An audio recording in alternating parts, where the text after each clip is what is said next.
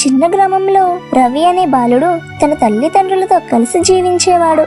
రవి చాలా తెలివైనవాడు, చదువులో కూడా ముందుండేవాడు. కానీ అతనికి ఒక అలవాటు ఉండేది. తనకంటే తక్కువగా చదివే పిల్లలను చిన్న చూపు చూడడం, తన తెలివి గురించి గొప్పగా చెప్పుకోవడం.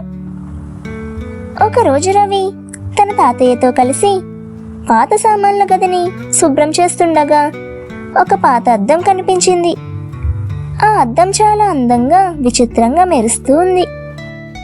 రవి ఆ అద్దం ముందు నిలబడగానే అందులో తన ముఖంతో పాటు తన మనసులోని ఆలోచనలు కూడా కనిపించాయి. తనకు తెలియకుండానే ఇతరులను తక్కువగా చూసిన సందర్భాలు, అబద్ధం చెప్పిన సందర్భాలు, ఇతరుల విజయాన్ని చూసి అసూయపడిన సందర్భాలు అన్నీ అద్దంలో కనిపించాయి. రవి మొదట భయపడ్డాడు, అద్దం పగలగొట్టాలని కూడా అనుకున్నాడు. కాని తాతయ్య అతన్ని ఆపి ఆ అద్దం తన తప్పులను చూపించడానికి వచ్చిన అవకాశమని వివరించాడు. ఆ మాటలు రవి మనసులో బలంగా నాటుకున్నాయి. మరుసటి రోజు పాఠశాలలో తనకు చదువులో ఇబ్బంది పడుతున్న స్నేహితుడిని రవి గమనించాడు. గతంలో అయితే అతన్ని ఎగతాళి చేసేవాడు. కానీ ఆ రోజు రవి అతనికి చదువు అర్థమయ్యేలా సహాయం చేశాడు. కొన్ని రోజుల తర్వాత రవి మళ్ళీ ఆ అద్దం ముందు నిలబడ్డాడు. ఈసారి అద్దంలో అతని ముఖంతో పాటు ఇతరులకు సహాయం చేస్తున్న రవి, పెద్దలను గౌరవిస్తున్న రవి, స్నేహితులతో ప్రేమగా ఉంటున్న రవి కనిపించాడు. రవి ముఖంలో చిరునవ్వు వచ్చింది.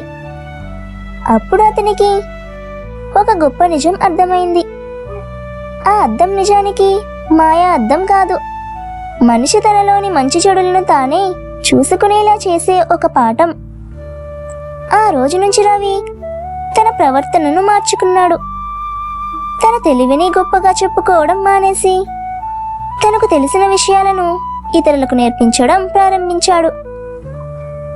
కొంతకాలానికి రవి పాఠశాలలో అందరికీ ఇష్టమైన విద్యార్థిగా మారాడు. ఈ కథలో నీతి, మంచి హృదయమే నిజమైన గొప్పతనం. ఇతరులకు సహాయం చేస్తూ ప్రేమతో దయతో వర్ణించడం, ఇదే నిజమైన మాయ. రోజు ఒక చిన్ని మంచి పని చేయండి. మీ మంచితనం లోకాన్ని వెలుగు చేస్తుంది.